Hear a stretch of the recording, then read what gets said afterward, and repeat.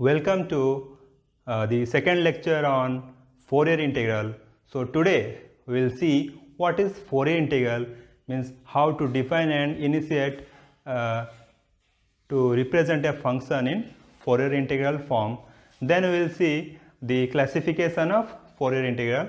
So there are two types of Fourier integral in general. So we will discuss those things.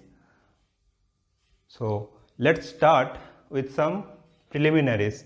Means before starting or before solving or representing a function into Fourier integral form, then solving that integral, we need some basic formula, and those basic formula can be written as like cos. Okay, if we have cos A into cos B with multiplied with 2. So 2 cos A into cos B will be cos A plus B plus cos A minus B. Okay. Now 2 sin A sin B, we can write it as cos A minus B minus cos A plus B. Okay. Similarly, 2 sin A cos B will be sin A plus B plus sin A minus B. 2 into cos A sin B will be sin A plus B minus sin A minus B. Then cos 2A will be what? Cos square A minus sin square A, or 2 cos square A minus 1, or again in terms of sin we can write 1 minus 2 sin square A. Sin 2A we can represent it as 2 sin A into cos A. Okay. Now we will use the standard formula and some standard integration, that is integration of sin x dx will be minus cos x plus c. Integration of cos x dx will be sin x plus c. So these formulas are frequently used when we see Fourier integrals. Okay, then we will move on to classification of Fourier integral.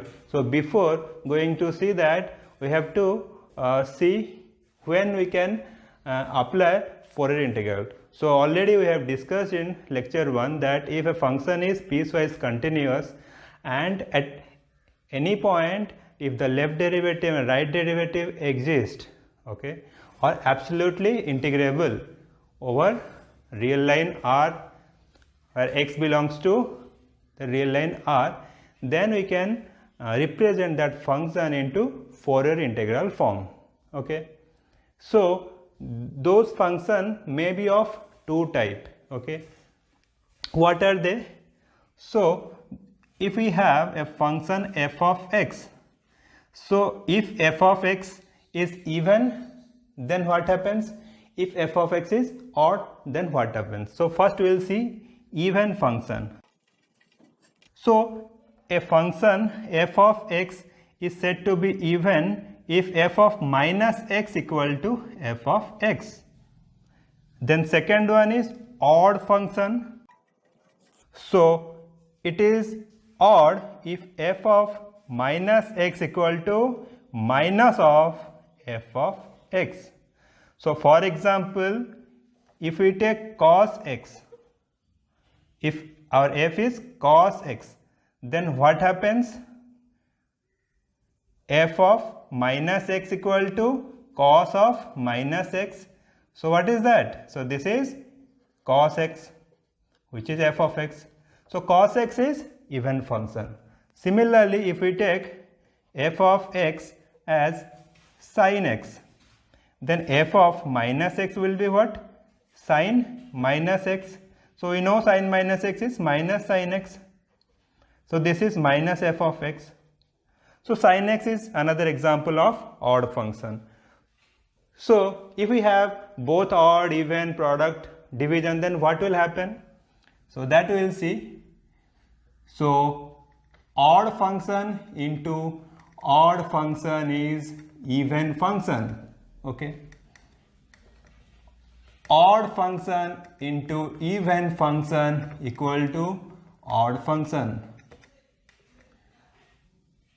Even function into odd function is again odd function, but even function with even function means even function into even function will be even function. So those things we will see. This will be used to find the integral.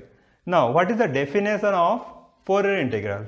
So if we have a function f of x can be represented as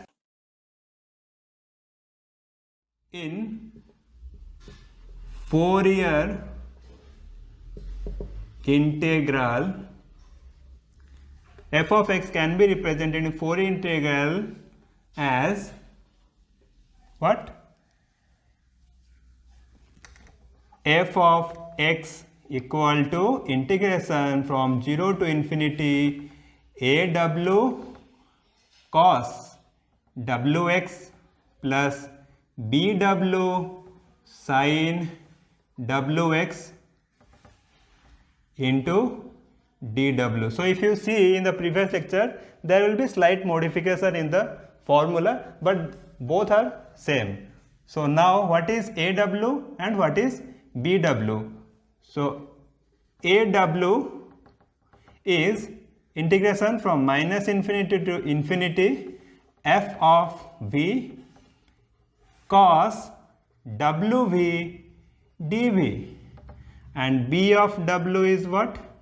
Integration from minus infinity to infinity f of v sin wv dv. So this one. Okay. Now if we apply aw and bw in f of x, then f of x will be written as in full form. It will be 0 to infinity. Okay, aw will apply here, minus infinity to infinity f of v cos wv dv. Okay, so this into what? Cos wx plus integration minus infinity to infinity f of v sin wv dv whole into sin wx. Then total will be dw. So this is the full representation of f of x in Fourier integral form. Now we can classify this representation if the function either odd or even. So if the function is even, we will get Fourier cosine integral. If the function is odd, we will get Fourier sine integral. So how to get those things, we will see now. So first is Fourier cosine integral, we will see. So if we take f of x even, then f of x can be represented as 0 to infinity, okay, aw cos wx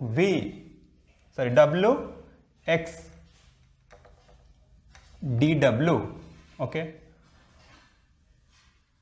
why? Because bw will be 0. So as we know, bw is what? F of v into sin wv. So f of v is even and this is odd. So even into odd will be odd. So from minus infinity to infinity, integration of odd function will be what? 0. So bw will be 0. Now f of x will be what? Then 0 to infinity aw cos wx dw, and what aw is we will see. So here there is a modification, here it will be 1 by p, we have missed, write down. So aw will be what? 2 by pi, then 0 to infinity f of v cos wv dv. So why we use this one? Use the formula this, that if we have integration minus L to L f of x dx, okay, then what will happen? It will be 2 into 0 to L f of x dx, okay, if f of x is even, and minus L to L g of x dx will be what? 0. Next we will see Fourier sine integral. So if our function f of x is odd, then what happens?